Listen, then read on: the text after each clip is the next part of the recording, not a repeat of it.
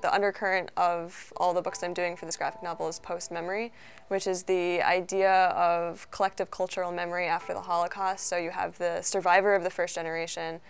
It's the way that they experience the Holocaust and the way that they pass on those experiences and memories to the second generation, so their children. So memoirs, photographs, even like stories that they tell to their children or ways that they raise their children. So my name is Julia Norton, and I'm an international relations major. My senior project, I actually started working on this project last year through the IDEA grant, working on a graphic novel.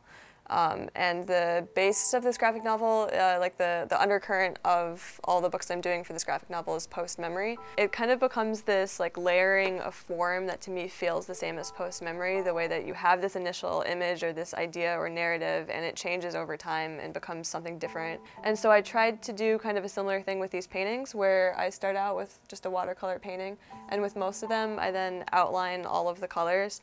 And by the time that it's done, it takes this like three-dimensional form and flattens it out.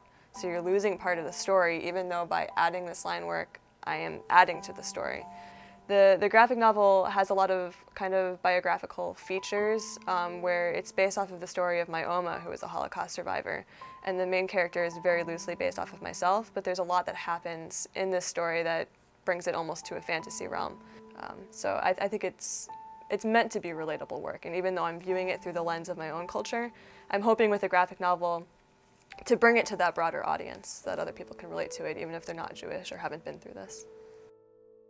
And I feel like that is a misconception, though, the idea that the Holocaust is something that could only happen to Jews, or that post-memory is something that only applies to Jews, because post-memory applies to pretty much any kind of cultural trauma.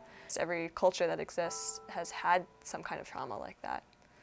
It almost freaks me out a little bit that like no one will do this for me when I'm gone, or not do it for me. No one will do this for the sake of having it done when I'm gone. It feels like something that has to be done to me.